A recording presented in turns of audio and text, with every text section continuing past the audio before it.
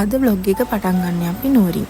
අද අපි යන්න හදන්නේ දිග ගමනක්. දිග ගමනක් කියන්නේ දවස් ගානක ට්‍රිප් එකක්. අපි දැන් මේ ඉන්නේ නුවර බස් ස්ටෑන්ඩ් එකේ. බදුල්ලට තමයි අපි යන්න හදන්නේ. අපි මේ බලාගෙන ඉන්නේ අපේ අනිත් යාළුවෝ දෙන්න එනකන්. ඒ දෙන්න කැම්පස් එකේ ඉඳන් තමයි නුවරට එන්නේ. CTV බස් එකක් තමයි නවත්තලා තිබුණේ. ඒක ගියාට පස්සේ ඉතින් අපි හිතුවා ප්‍රයිවට් බස් එකක් එයි කියලා. දැන් ඉතින් ඔයාලට හිතා ගන්න පුළුවන් මොන බස් එකක් දාවේ කියලා. ඉතින් අපි කොහමරි බස් එකට නැග්ගා. අපි නැගලා බලන් හිටියේ අපේ අනිත් දෙන්න එනකන්. මේ බස් එක ස්ටෑන්ඩ් එකෙන් අද්දනවා කියලා තිබ්බ එකට මේ කේක් එක ගත්තේ අපේ යාළුවෙක්ට පොඩි විශේෂ වැඩකට. ඉතින් අපි දෙන්න බලන් හිටියා මෙයාලා එනකන්. කොහොම හරි අන්තිම මොහොතේ දෙන්නත් ආවා. අපි හිතුවේ අපිට බස් එකෙන් බහින්න වෙයි කියලා. මොකද මෙයාලා පරක්කු හින්දා. දැන් ඉතින් අපිට දුර ගමනක් යන්න තියෙනවා මෙතන ඉඳන් කේක් එකත් පරිස්සම් කරගෙන. එහෙනම් ඉතින් ඔයාලා අදත් එකතු වෙන්න අපේ අද vlog එකට. ප්‍රේමතුරමා ළඟින් ඉන්නේ නම් ආදරෙන් මං දෙන්නම් ජීවිතේ ඔබේ නමින් ලියාලා.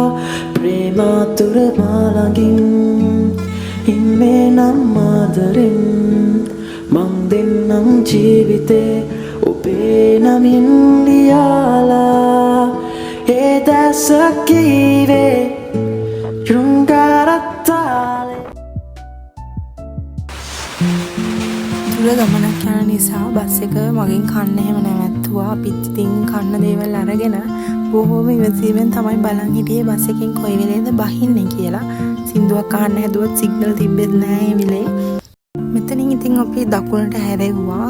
වමට හැරෙව්වොත් කෙලින්ම මහියගනේ පැත්තට යනවා කියලා තමයි කීවේ. ඒ යන අතරමඟ දිට්ටුවා හින්දා ඒ දවස්වල නාය ගියපු තැන් ගොඩාක් තිබුණා. ඒ වගේම තමයි බතුල්ලට ලං වෙද්දී මීදුමයි කඳුයි හැම තැනම හරිම ලස්සනයි ඒක නම්.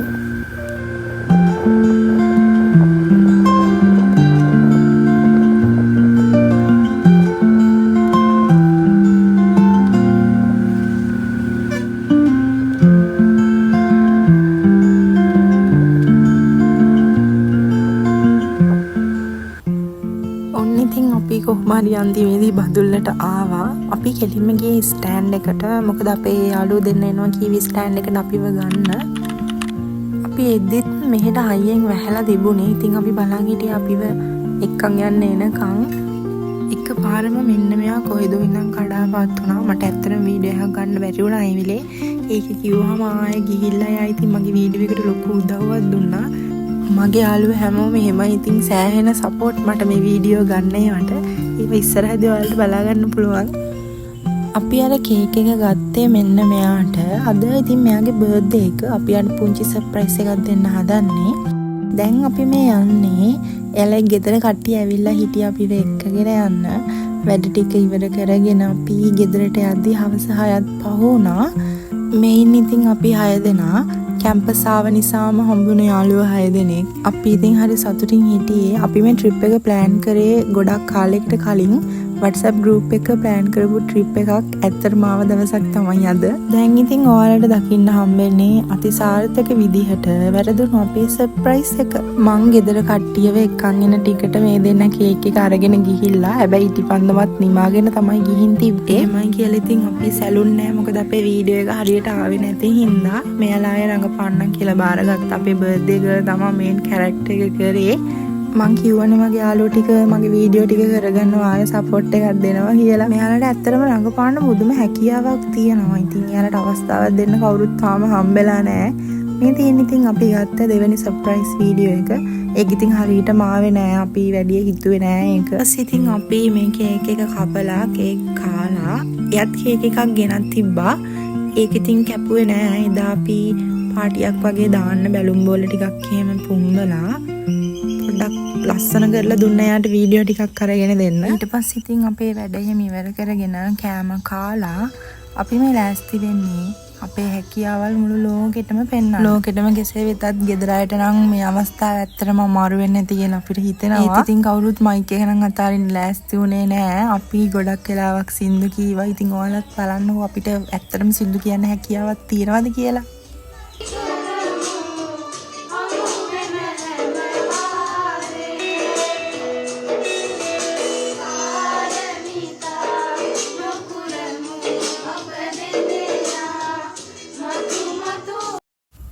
මේ ඉතින් ඔයාලා දකින්නේ සංස්කරණය නොකරන ලද ඩූපරාමු. ඒකින්දා වැටිය හිතන්න එපා ඒක ගැන. කොහොම හරි ඉතින් එදා ගොඩක් රෑ වෙනකන් අපි සින්දු කිව්වා. ගෙදර අයයි වටපිටාවේ අයයි කොහොම නිදාගත්තද කියලා නම් හිතා ගන්න බෑ අපිට. මේ තියෙන ඉතින් අපේ දෙවෙනි දවසේ උදේම මම නම් උදේම නාගත්ත සීතලයි කියලා බැලුවේ නෑ. මේ කට්ටිය ඉතින් මේ සසර කල කිරිලා වගේ තැන් තැන් වල ඉන්නේ උදේ පාන්දර නැගිටින්න ඕන හින්දා. මම නම් උදේම නැගිටලා නැන්දට පොල් එහෙම ගාලා දීලා ලෑස්ති වෙලත් ඉවරයි. ඉතින් වීඩියෝ එක කරන්නම් කියලා ඇවිල්ලා මගෙන් වැඩ ගන්නවා මෙයා. එයා ඉතින් මෙතන ඉඳන් වීඩියෝ එක පොඩ්ඩක් ඉස්සරහට කරගෙන යන්නම් කියලා කිව්වා. දැන් වෙලාව මේක පොඩ්ඩක් ගන්නවල කීයක් ගන්නවද? දැන් මම මේකට කියන්නේ කැමරාවට කියන්නේ.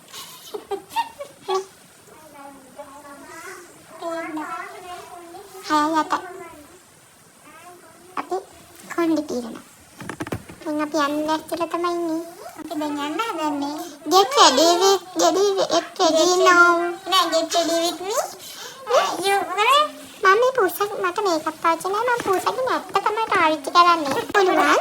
තමිල් පුළුවන් ආඩ වේද පොඩා.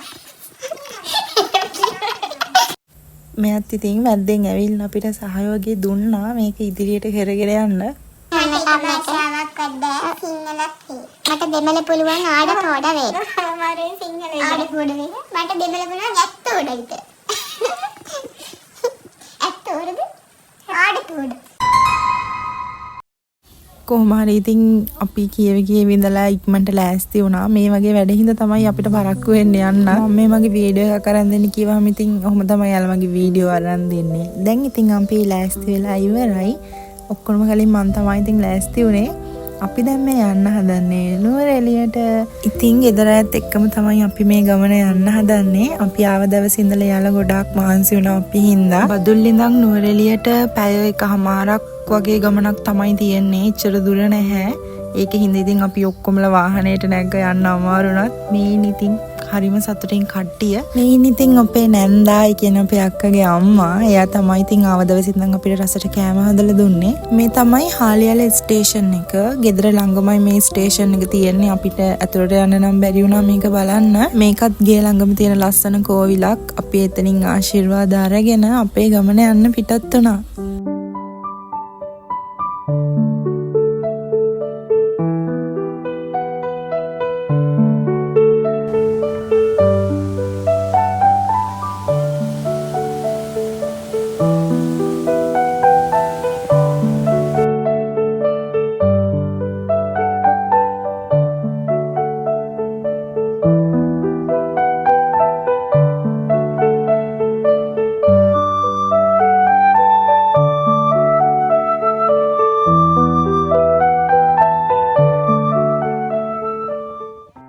අපි නුවරඑළියටම වගේ ඇවිල්ලා තමයි උදේ කෑම ගන්න නැවැත්තුවේ. අපි ගෙදරින් කෑම හදාගෙන ආව හින්දා මේ පුංචි ඇල්ල ගාව නවත්තලා කෑම කෑවා.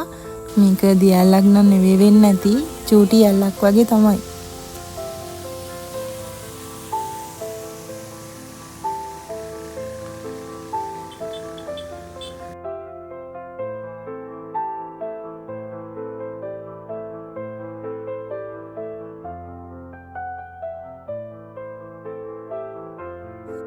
කෑම හැම කාලා අපි දැන් මේ යන්න හදන්නේ අඹේවැල ෆාම් එක බලන්න. මගේ යාළුවෝ ටික නම් හරිම සතුටින් හිටියේ. මොකද සෑහෙන කාලෙකින් නෑදෑයෝ ටික දකින්න හින්දා. Oh my god. මෙතන ඉඳන් ඉස්සරහට පාර දෙපැත්ත මාරම ලස්සනයි.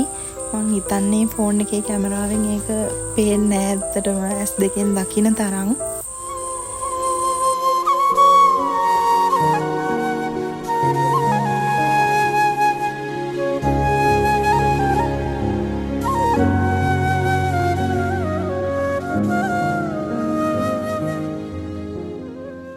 ස්ටේෂන් එක ගාව ඉඳන් අපි වැරදි පාරකට තමයි හරවලා තිබුණේ. පාරෙත් අපි සෑහෙන දුරක් ගියාට පස්සේ තමයි දැනගත්තේ වැරදි පාරක මේ යන්නේ කියලා.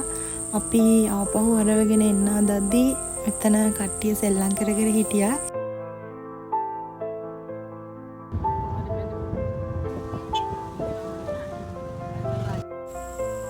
මේ හරියට ආවහම ඉතින් අපිට තේරුණා දැන් නම් හරි පාරේ යන්නේ කියලා. අපි ඉතින් වාහනේ නවත්තලා ෆොටෝ එහෙම ගත්තා.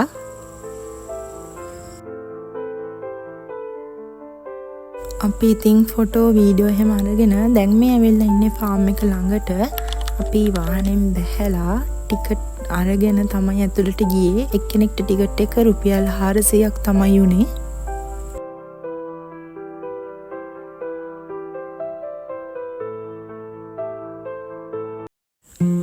මෙතන හැමදේම හරීම පරිස්සමට පිරිසිදුවට තමයි වෙන්නේ. ඒක අපිට පටන් ගන්න තැන ඉඳන් අවසාන වෙනකම්ම දකින්න පුළුවන්.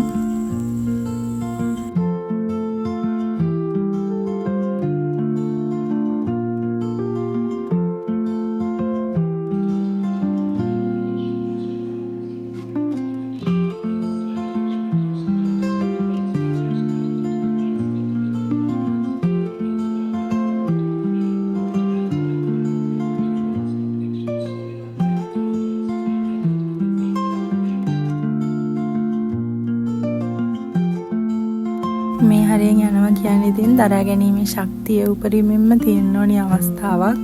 කොහොම හරි ඉතින් අපි මේ හරවත් බලලා එළියට ආවා.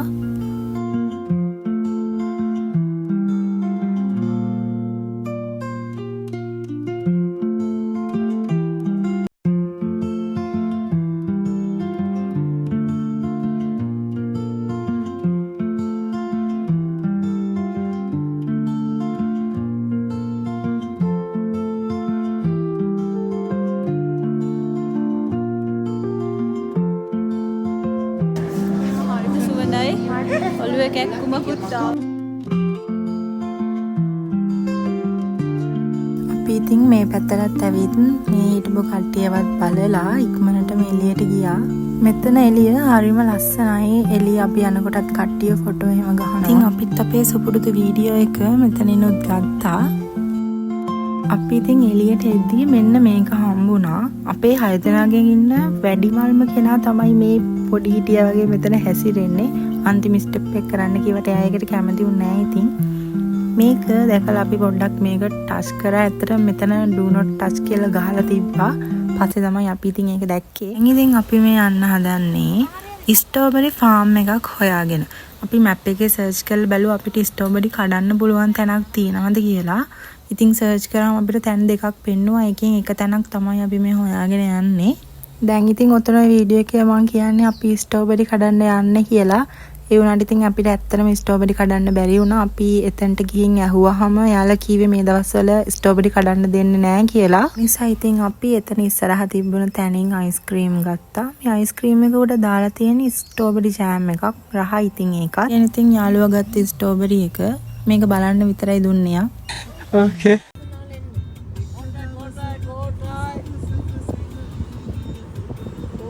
අපි අතී මෙන්න මේ තැන හම්බුණා. මෙතන නම නම් හරියට මතක නෑ. මෙතනත් බෝට් රයිඩ් යන්න පුළුවන්. දැන් ඉතින් අපි මේ යන්න හදන්නේ අද දවසේ අපේ අන්තිම ගමනාන්තයට.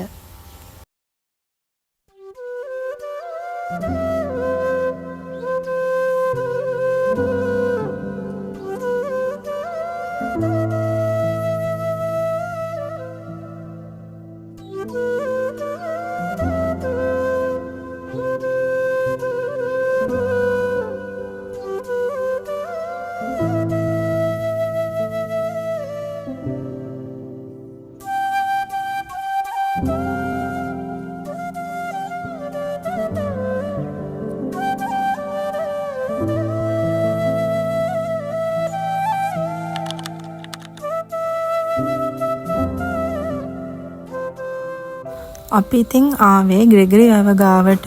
මෙතනට ආවම නම් පිස්සු හැදෙනවා. මාරම ලස්සනයි මේ හැම මලක්ම. ඊට පස්සේ ඉතින් අපි බෝට් රයිඩ් එකකුත් ගියා. කලින් නුවරඑළිය ඇවිල්ලා තිබුණාට මගේ මේ ෆස්ට් ටයිම් බෝට් රයිඩ් එකක් යන. ඒකත් මාරම ෂෝක්. ගොඩක් වෙලා ඉතින් අපි මේ බෝට් රයිඩ් එක ගියා. ඉතින් සෑහෙන උත්සාහයක් දුන්නා ෆෝන් එක වතුරට වට ගන්න නැතුව මේ වීඩියෝස් ටික ගන්න.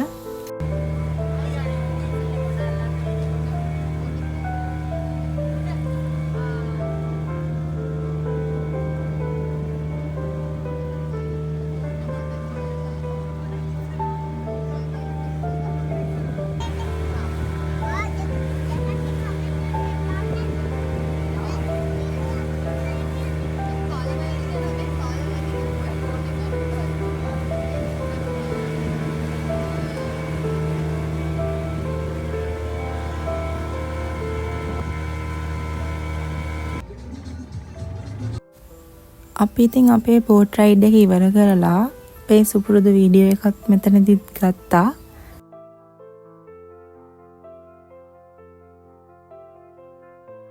මේන් ඉතින් අපි හැමෝම කට්ටිය අද ට්‍රිප් එක ආපු. මේ විද්දි නම් ඉතින් අපිට බඩගිනි වෙලා තිබුණේ. දවල්ට කෑම ගෙනාවට අපිට කන්න තැනක් හම්බුන්නේ නැහැ. ඒක නිසා මෙහි මොනවා හරි කමු කියලා ඉතින් අපි බලන්න ගියා මොනවද තියෙන්නේ කියලා.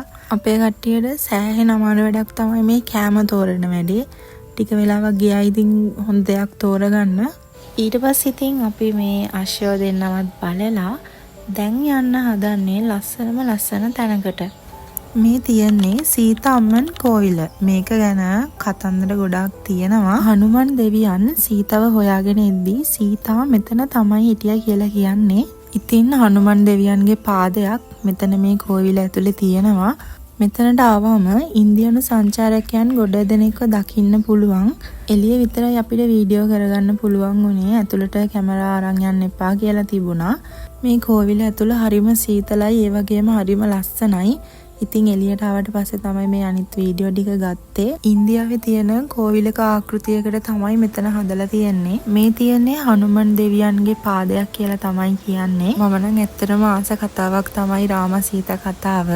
කෝවිලෙන් ආශිර්වාද අරගෙන අපි ඉතින් ආපහු එළියට ආවා. අද දවසේ වෙච්ච හොඳම දෙයක් තමයි හයියෙන් වැහපු නැති එක. මොකද අපි බලාපොරොත්තු වෙන විදිහට අපි හිතපු තැන්වලට යන්න පුළුවන් වුණා.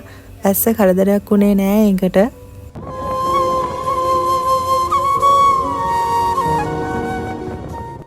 අපි දවල්ට ගන්න කෑම ගෙදරින්ම ගෙනත් තිබුණේ. ඉතින් ඒක නිසා අපි මගින් නවත්තලා කෑමත් කෑවා.